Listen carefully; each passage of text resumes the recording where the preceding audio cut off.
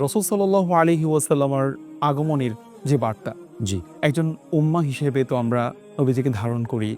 রাসূল সাল্লাল্লাহু আলাইহি ওয়াসাল্লামের প্রতি কিভাবে ভালোবাসা, কি উচ্ছ্বাস আমরা কিভাবে উপস্থাপন করতে পারি? এক্সাক্টলি। কিভাবে এটাকে আমরা প্রকাশ করার পদ্ধতিটা কেমন হতে পারে? রাসূল সাল্লাল্লাহু আলাইহি ওয়াসাল্লামের এই আগমনের মাসে আমরা অনেকভাবেই নবীজির প্রেম, নবীজির ভালোবাসা আমাদের অন্তরে সেটাকে আ ধারণ করার ব্যাপারটাকে আমরা প্রকাশ করতে পারি। আসলে মেইনলি প্রকাশ করাটা জরুরি। জি। প্রকাশ করলে ২ টা বিষয় হয়। একটা প্রক্রিয়া আদায় হয়, একটা অন্যকে উৎসাহিত করা হয়। যেমন কোরআন বলছে, "ওয়া আম্মা বিনিআমাতি রাব্বিকা ফাহাদ্দিস।" তোমরা আল্লাহর নেয়ামত পেয়ে সেটাকে তোমরা চর্চা করো। তো এই যে চর্চাটা, আপনি গোটা জগৎটাকে দেখলে আমার নবীর চেয়ে শ্রেষ্ঠ কি নিয়ামত আছে?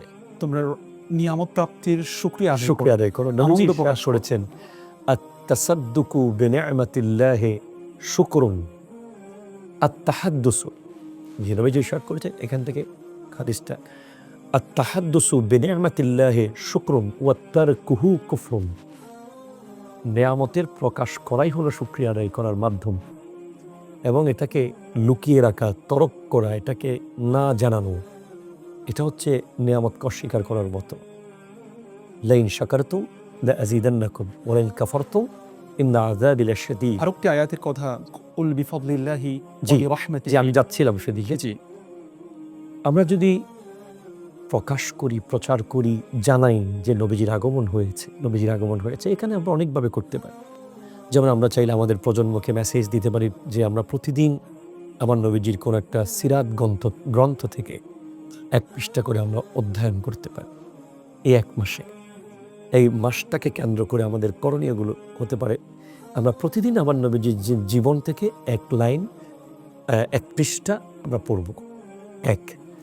২ নম্বরে আমরা প্রতিদিন অন্তত একটা সুন্নাহ শিখব। একটা সুন্নাহ আমরা চর্চা করব, নতুন একটা সুন্নাহকে আমরা প্র্যাকটিস করব, আমরা এটাকে চর্চা করব। তৃতীয়ত হতে পারে, আমার নবীজিকে জিজ্ঞেস করা হয়েছে, সুইলা রাসূলুল্লাহি সাল্লাল্লাহু আলাইহি ওয়াসাল্লাম আন সাওমিল ইসনাইন, ওগো নবী আপনি সোমবারে কেন রোজা রাখেন? নবীজি বলেছেন, ফিহি উলিদতু, সেদিন আমি জন্মগ্রহণ করেছি এবং সেদিন আমার উপর কোরআন নাযিল হয়েছে। আমরা সোমবার রোজা রাখতে পারি। এরপরে আমরা নবীজির আগমনের খুশি উদযাপন করতে গিয়ে আমরা খাবার বিতরণ করতে পারি, আমরা গরিব দুঃখীকে খাওয়াতে পারি।